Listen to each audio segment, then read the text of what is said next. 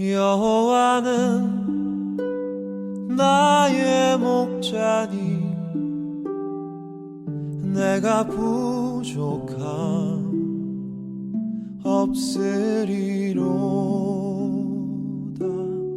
에베소서 6장 10절부터 13절의 말씀입니다. 우리 길지 않으니까 우리 한 목소리로 함께 한 목소리의 말씀을 보시도록 하겠습니다. 함께 읽겠습니다. 시작. 끝으로 너희가 주 안에서와 그 힘의 능력으로 강건하여지고 마귀의 관계를 능히 대적하기 위하여 하나님의 전신갑주를 입으라. 우리의 씨름은 혈과 육을 상대하는 것이 아니요 통치자들과 권세들과 이 어두움의 세상 주관자들과 하늘에 있는 악한 영들을 상대함이라. 그러므로 하나님의 전신갑주를 취하라. 이는 악한 날에 너희가 능히 대적하고 모든 일을 행한 후에 서기 위함이라. 아멘. 한번 기도했으면 좋겠습니다. 하나님, 부족한 종을 세우셨습니다. 오늘 입술을 통해 하나님의 말씀이 증거될 때 우리에게 확신 가운데 거하게 하시고 능력 가운데 거하게 하시고 종의 입술과 마음을 주장하시고 듣는 모든 성도들의 귀와 심령 가운데 하나님의 만져주심이 있게 하여 주시옵소서. 축복하며 예수님의 이름으로 간절히 기도드립니다. 아멘. 아멘. 주의 이름으로 잘 지나셨습니까? 또 사랑하고 감사하고요. 가정에서 예배하는 모든 교우들도 오늘도 나눌 말씀 가운데 힘이 되고 위로가 되고 소망이 되길 기도드립니다. 자, 오늘은 에베소서 31번째 말씀을 나눕니다. 오늘 말씀의 제목은 하나님의 전신갑주를 취하라고 하는 제목입니다. 여러분, 우리는 세상을 살아가면서 날마다 영적인 전쟁을 치르며 살아갑니다. 이 코로나 기간 동안 특별히 하나님의 전신갑주야말로 우리에게 꼭 필요한 신앙의 무장, 신앙의 무기가 아닌가 깊이 깨닫게 됩니다. 제가 개인적으로 좋아하는 이야기인데요, 한두 번 말씀드린 것 같아요. 어느 장군이 전투를 앞두고 병사들에게 물었습니다. 군사들이여, 전쟁에서 가장 중요한 게 무엇이라고 생각하느냐 그랬더니 병사들이 용기요, 전우회요, 사기요, 희생정신이요. 제가 아까 한마디 합니다. 다 들은 다음에 이 장군이 답하기를 쓸데없는 소리 마시오. 가장 중요한 것은 안 죽고 살아남는 것이다. 안 죽고 살아남으려면 전투에서 승리해야 하는 것이지 패전하면 다 죽는 것. 그러니 승리하려면 죽을 각오로 싸워 승리해. 살아남아야 한다. 알겠나? 이렇게. 저는 이 이야기를 너무 좋아합니다. 살아남아야 돼요. 여러분, 우리들은 영적인 전쟁에서 반드시 이겨 살아남아야 할 줄로 믿습니다. 10절 말씀입니다. 종말로 너희가 주 안에서와 그 힘의 능력으로 강건하여지고 11절 마귀의 괴계를 능히 대적하기 위하여 하나님의 전신갑주를 입으라 그랬습니다.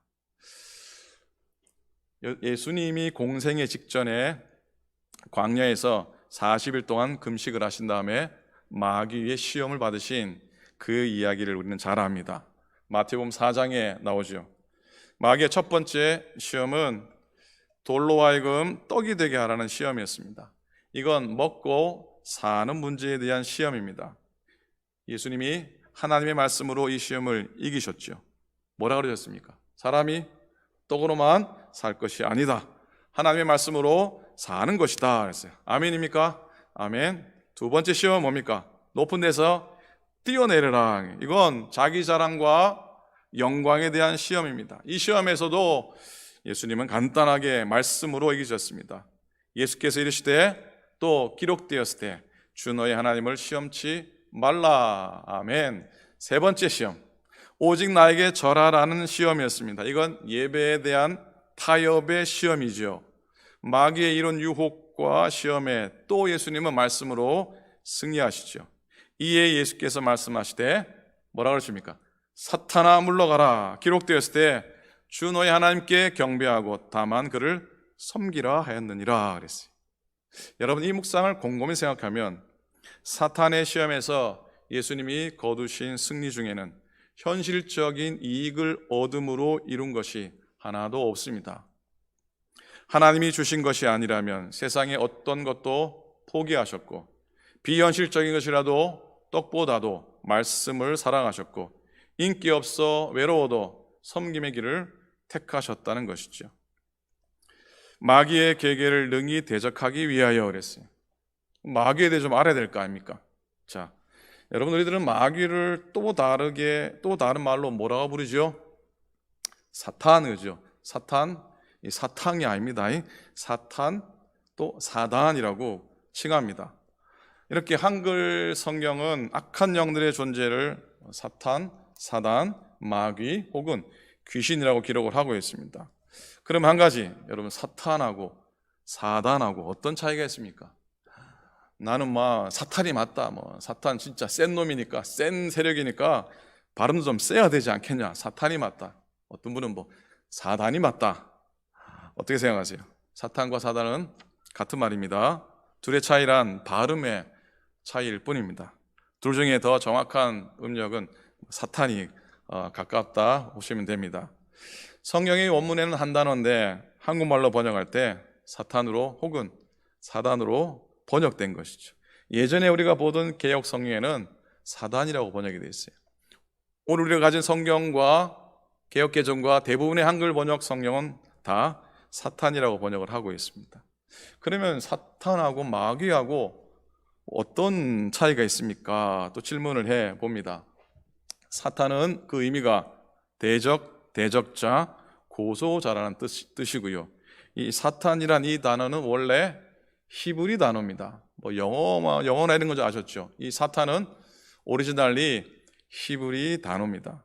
그리고 마귀는요, 바로 그 히브리어 단어 사탄을 헬라어로 번역한 것인데 디아볼로라 그러지요.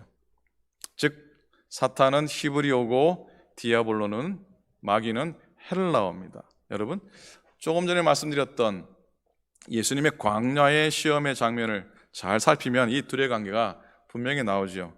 예수님께서 성령에 이끌려 마귀에게 시험을 받으시러 광야로 가셨다 그랬는데 예수님께서 그 마귀의 시험을 물리치실 때 뭐라고 소리치셨습니까? 사탄아 물러가라 하셨죠. 그러니까 이렇게 사탄과 마귀는 성경적으로나 신학적으로 차이가 없습니다. 그러나 귀신은 어떨까요? 귀신은 좀 다릅니다. 귀신은 헬라어로 다이몬이라고 그러죠. 여기서 나온 단어가 바로 디몬, 악령이라는 영어 단어입니다. 성경은 사탄과 마귀를 단수로만 기록하고 있는데 귀신은 단수로 기록하기도 하고 복수로 기록되기도 합니다. 마가복음 5장에 보면요, 예수님께서 거라사인 지역에 가셔서 귀신을 쫓아내신 적이 있습니다. 그때 예수님께서 무덤 사이에 거하는 이 귀신 들린 사람에게서 많은 귀신이 나와 2,000마리나 되는 돼지떼에게 그 귀신이 들어가게 하신 일이 있습니다. 이 사람에게는 어떤 귀신이 들려 있었습니까? 어떤 귀신? 군대 귀신이죠. 군대 귀신. 이렇게 예수님의 귀신 축출, 즉 엑소시즘의 사건과 성경의 여러 본문을 고려할 때 이 귀신은요, 사탄 혹은 마귀라 불리고 있는 이 낮은 등급의 악한 영들이라 볼 수가 있습니다. 우리나라에도 무속신앙과 관련해서 귀신의 종류가 참 많죠. 이것들은 다 전설 따라 삼천리의 단골들입니다. 손각시라고 하는 처녀 귀신, 굶어 죽은 자가 된 귀신을 뭐라 그러는지 아세요? 걸신을, 걸신. 그래서 막 먹는 걸 뭐라 합니까? 걸신 들렸냐 그러잖아요. 이목구비가 없는 달걀 귀신, 장가가지 못해 죽은 귀신, 몽달 귀신, 물귀신, 도깨비, 구미호, 다양합니다. 근데 여러분, 성경 속의 사탄의 이름들을 잘 생각하면요, 사탄의 속성을 우리가 캐치할 수 있습니다. 히브리어 사탄은 적대자, 적이라는 뜻이에요. 히브리어 디아볼로스, 즉 마귀는 중상모략하는 자, 고자질쟁이라는 뜻을 담고 있습니다. 그런데 그 외에도 신약 성경에는 사탄과 마귀를 참으로 다양하게 표현합니다. 장절수를 말씀드리지 못하지만 읽어드릴게요. 이 세상의 임금, 이 세상의 신, 공중 권세 잡은 자, 이 세상의 어둠을 주관하는 자, 어둠의 권세, 아마돈 또는 아볼루온 즉 파괴주의자, 온천하를 꾀하는 자, 큰 용, 옛뱀, 그 외에도 살인자, 거짓말쟁이 등으로 기록이 되어 있습니다. 사탄의 이름만 들어도 기분이 안 좋습니다. 마음이 불편합니다. 그러기에 하나님 믿는 우리들은, 성도들은 사탄의 일, 사탄의 생각, 사탄의 성품에서 벗어나야 할 줄로 믿습니다. 오직 길이요 진리요 생명 되신 예수 그리스도 안에 거해야 할 줄로 믿습니다. 아멘입니까? 사탄의 길을 걸어가면 멸망이요, 예수님 길을 걸어가면 생명이 있습니다. 특히 예수님은 마귀를 뭐라고 표현하셨냐면 마귀를 도둑이라고 표현했어요. 뭐라고 표현하셨다고요? 도둑이라고. 여러분, 도둑 맞아 보였습니까? 저는 오래전에 도둑 맞은 경험이 있는데 참으로 황망하고 참으로 기가 막히고 그런 경험입니다. 정말 영혼이 털린 것 같아요. 이 물건이 털린 게 아니라 영혼이 털린 것 같아요. 그래서 예수님은 마귀를 도둑이라고 하셨어요. 요한복음 10장 10절입니다. 도둑이 오는 것은 도둑질하고 죽이고 멸망시키려는 것뿐이요, 내가 온 것은 양으로 생명을 얻게 하고 더 풍성하게 얻게 하려는 것이라 그랬어요. 그러니 마귀가 있는 이상 이 세상은 파괴적인 역사가 끊이지 않고요, 세상뿐만 아니라 우리의 가정과 교회와 우리의 심령을 끊임없이 파괴시키는 것이죠. 영국의 석학인, 세계적인 석학인 C.S. 루이스 잘 아시죠? 이분이 무신론자였다가 예수님 믿게 되거든요. 그의 외심은 세계 지성계를 발칵 뒤집어 놓았습니다. 이 루이스 박사가 예수님을 영접한 후에 이런 말을 합니다.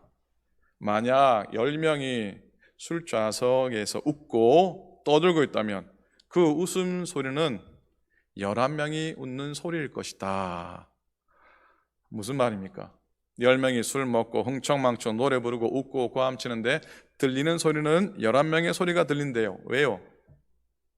마귀가 하나 보태어져 있기 때문에 그래요. 만일 우리가 쓸데없는 걱정과 믿음 없이 두려워한다면 그 뒤에 귀신이 팔짱 끼고 아마 흡족한 미소로 바라볼지도 모릅니다. 그렇습니다. 사탄은 하나님의 영적인 세상을 파괴하고 경건한 그리스도인들을 유혹하여 죄를 짓게 만들고 그리스도를 떠나게 만들고 교회를 떠나게 만들어 영원히 고통받는 지옥으로 떨어지게 만듭니다. 사탄의 목적은 인간의 영과 혼과 육을 철저하게 파괴하라는 겁니다. 그러기에 성도들은 자기의 영과 혼과 육을 지키기 위해서도 사탄과 싸워서 이겨야 합니다. 이러한 싸움을 우리는 영적 전투라고 하죠. 영적인 싸움이라고 하죠. 그리고 영적 전투에서 승리하기 위해서 하나님의 전신갑주를 취해 입어야 합니다. 여러분, 이 세상을 영적인 눈으로 바라보면요, 하나님의 나라와 사탄의 나라로 구분이 됩니다. 하나님의 나라는 하나님이 통치하시는 곳이에요. 하나님의 주권과 하나님의 권세로 다스려지는 곳이에요. 하나님의 나라의 통치를 받으면 천국이 이루어집니다. 행복해지고 기쁨이 가득하고 삶이 만족스럽고 충만한 은혜가 넘칩니다. 그러나 사탄의 나라는 그렇지 않아요.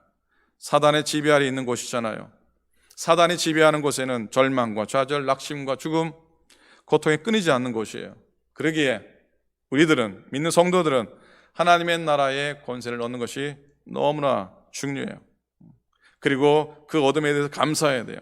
그리고 언제나 하나님의 다스림 안에 있기를 소망하고 힘써야 돼요. 이 세상이 하나님 나라하고 사탄의 나라로 나눠진다고 해서 하나님하고 사탄이 같은 자리에 있다는 얘기는 절대로 아닙니다. 동등의 입장에 서 있는 것 결코 아니에요. 사단은 하나님을 이길 수가 없어요. 마지막 날에 사탄은 주님 앞에 굴복하고 주님의 손에 완전히 멸망을 당하게 될 것입니다. 여러분, 그리스도인이 완전 무장을 해야 되는 까닭, 마귀의 속임수를 능히 대적하기 위한 것이라 오늘 본문 우리에게 말씀을 하고 있습니다. 코로나 때를 지나니 종종 어디 가서 보면은 정말 온몸을 감싸고 마스크를 하고 구걸을 하고 그리고 앞에 보호대를 차고 또 여러 모양으로 바이러스 감염을 막기 위해서 완전 무장하는 모습을 보게 되는데 자, 우리가 사단으로부터 우리를 지켜내기 위해서 해야 될 완전 무장은 무엇이겠습니까? 하나님의 전신갑주를 입으라 그러셨잖아요. 그 손자병법에 나오는 유명한 이야기가 뭡니까? 치피지기면 백전백승이라. 적을 알고 나를 알면 반드시 전쟁에서 승리한다 그랬거든요. 우리의 원수는 도대체 누굽니까? 어둠의 모든 권세와 사탄이에요. 그러기에 우리의 씨름은 혈과 육에 대한 것이 아니에요. 오늘 말씀 12절입니다. 12절 한번 보시겠습니까? 우리의 씨름은 혈과 육에 대한 것이 아니요 정사와 권세와 이 어둠의 세상 주관자들과 하늘에 있는 악한 영들에게 대함이라 그랬어요. 사단이 특별히 예수 믿는 사람을 죄짓게 만들 때 그 믿는 사람을 유혹하는 4가지 방법이 있어요. 4가지 방법으로 유혹을 합니다. 첫 번째는 바로 다윗의 이미지를 가지고 유혹합니다. 야, 다윗 왕을 봐라. 그렇게 범죄했지만 회개한 다음에 훌륭한 왕이 되지 않았느냐. 그러니까 죄 많이 짓다가 어느 때에 가서 회개만 하면 되느니라. 이렇게 유혹을 해요. 두 번째로요, 모세의 이미지입니다. 야, 봐라. 모세는 위대한 하나님의 사람이지만 그에게 얼마나 혈기가 있었냐. 그는 사람을 쳐 죽이기도 하고 십계명 돌판을 깨트리기도 하고 홧김에 반석을 땅땅 쳐 내리기도 하고 그런 혈기 많은 사람이었지 않냐. 그래도 위대한 사람이 되었는데 네가 혈기 좀 부리기로서니 뭐 걱정할 거냐. 괜찮다. 이렇게 유혹을 합니다. 셋째는요, 베드로의 이미지를 가지고 나옵니다. 베드로 봐라, 베드로 봐라. 그는 예수님께서 기도하실 때 겟세마네 동산에서 잠만 잤지 않느냐. 또 예수님을 3번 모른다 하지 않았느냐. 그래도 성령 받은 다음에 큰일을 했으니 야, 지금은 잘 때다. 푹 쉬어라. 그러면서 유혹을 하죠. 마지막으로 가장 무서운 유혹이 아닌가 싶은데 바울의 이미지입니다. 야, 바울의 메시지를 들어봐라. 오직 믿음으로 구원 얻는다 하지 않았느냐. 행위는 상관이 없어. 마음대로 살아라. 너는 구원받기로 이미 작정된 사람이니 거꾸로 가든 바로 가든 천당 가는 길 정해져 있으니 걱정 말고 네 마음대로 살아라. 그렇게 유혹한다 하지 않습니까? 이 말 들으면 우리는 다 병들죠. 그리스도인들을 타락시킵니다. 마르틴 루터의 예화 중에 유명한 이야기가 있지 않습니까? 그분의 설교 중에 사단이 어느 날 자기 부하를 데리고 이 세상 사람들을 미혹하기 위해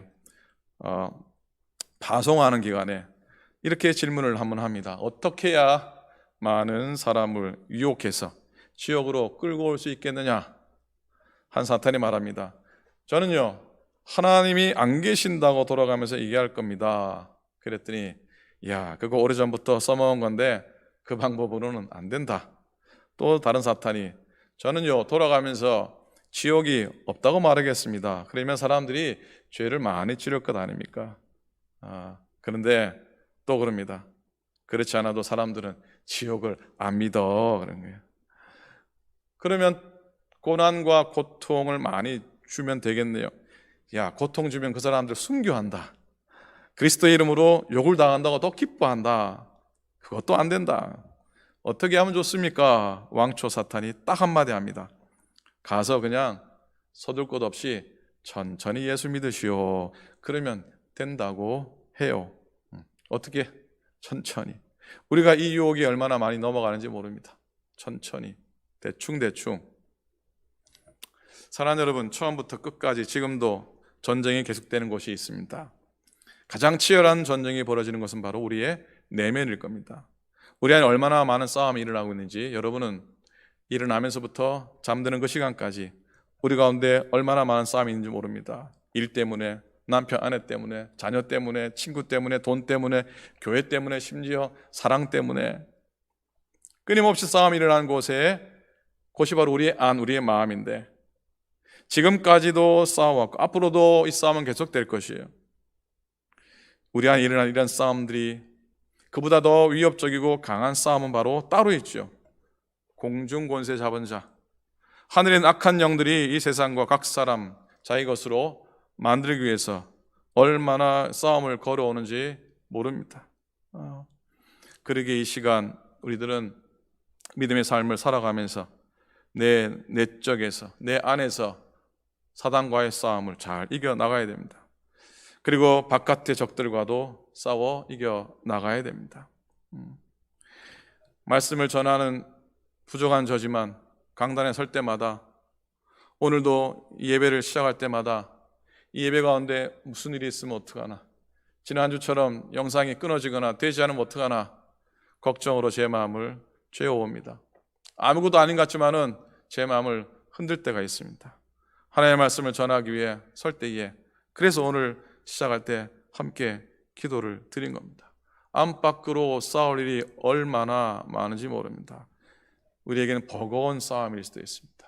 참 힘든 싸움일 수도 있습니다. 그러나 중요한 건, 한번 따라 하시겠습니까? 살아남아야만 한다. 한 번 더, 살아남아야 한다. 살아남아야 돼요. 하나님의 전신갑주를 입으라. 그렇죠? 13절에는 하나님의 전신갑주를 취하라. 이는 악한 날에 너희가 능히 대적하고 모든 일을 행하는 후에 서기 위함이라 그랬습니다. 사도 바울이 6장의 제일 마지막 부분에 이 말씀을 넣잖아요. 마지막까지 살아남아라. 험한 세상 가운데, 사단의 공격 가운데 살아남아라는 것이죠. 살아남아라는 것이죠. 하나님의 전신갑주가 뭡니까? 우리가 입어야 될 영적인 갑옷을 다윗이 디자인해 주는데, 이 말씀은 다음 주 묵상할 겁니다. 여러분 개인적으로 한번 묵상해 보시면 좋겠어요. 말씀을 맺습니다. 사랑하는 성도 여러분, 우리는 현재 전쟁 중입니다. 우리는 현재 전쟁 중입니다. 이 사실을 잊지 않아야 됩니다. 그리고 그 상대는 오늘 어려운 상황, 여건이 아니고요, 걱정, 근심도 아니고요, 심지어 코로나 바이러스도 아니고요, 우리의 전쟁의 대상은 사탄이요, 마귀인 것을 결코 잊지 마시기를 부탁을 드립니다. 사단은 보이지 않아요. 그러나 막강한 힘으로 우리의 삶과 세상의 모든 영역에 영향을 끼치고 있어요. 그래서 하나님을 대적하고 성도들의 삶을 방해하고 여러분과 가족들과 자녀들의 영혼을 훔치고 교회를 분열시키는 그들과 싸워 이겨야 돼요. 이 싸움에서 이기는 전략은 의외로 간단해요. 바로 우리 앞에 놓여진 십자가 단단히 붙잡고 간절히 기도하는 거예요. 십자가 단단히 붙잡고 날마다 이기며 나가세. 머리에 면류관 쓰고서 주 앞에 찬양할 때까지 같이 하면 돼. 예수는 우리를 깨끗게 하시는 주시니 그의 피 우리를 눈보다 더 희게 하셨네. 아멘입니까? 아멘.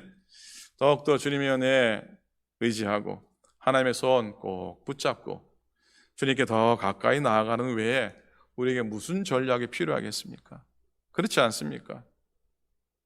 그렇게 날마다 싸워, 끝까지 싸워, 마지막까지 살아남는 저와 여러분, 우리 모두가 될 수 있기를 우리 주님의 이름으로 간절히 축원을 드립니다. 아멘. 아멘. 기도하겠습니다. 하나님, 우리의 대장 되신 주님, 우리의 이김이 되신 주님, 오늘도 영적인 전쟁터에서 때로는 실족하고 때로는 넘어지던 저희들의 모습임을 솔직히 고백합니다. 여차하면 낭떠러지로, 여차하면 구렁텅이로, 여차하면 사망의 골짜기로 떨어질 우리 형편이지만 당신의 손길로 하나님 눈동자와 같이 우리를 지켜주셔서 승리하게 하시고 이기게 하시고 살아남게 하여 주시옵소서. 하나님의 전신갑주를 취하여 입게 도와주시고 악한 영과 사탄 마귀와 싸워서 지지 않고 이기며 담대하게 서도록 축복하여 주시옵소서. 십자가 단단히 붙잡고 날마다 이기며 나가는 저희 되게 하시고 머리에 면류관 쓰고 주 앞에 끝까지 찬양하게 하여 주시옵소서. 이 험한 시간들 지납니다. 하나님, 그러나 이 험한 상황과 코로나 바이러스가 우리의 대적이 아니라 사탄과 마귀가 우리의 대적임을 결코 잊지 않게 하여 주소서. 날마다 이기게 하시고 날마다 우리를 붙드시는 주님, 보호하시는 주님, 회복케 하시는 주님을 의지합니다. 이 말씀을 듣는 모든 주의 종들에게 하나님의 강력한 은혜와 성령의 충만함을 더하여 주시옵소서. 하나님의 교회를 지키사 붙드시고 성도들의 가정과 일터와 생업과 자녀들을 주님이 꼭 붙잡아 주시옵소서. 감사합니다. 우리 주님 예수 그리스도 이름으로 축복하며 간절히 기도드립니다. 아멘. 여호와는 나의 목자니 내가 부족함 없으리로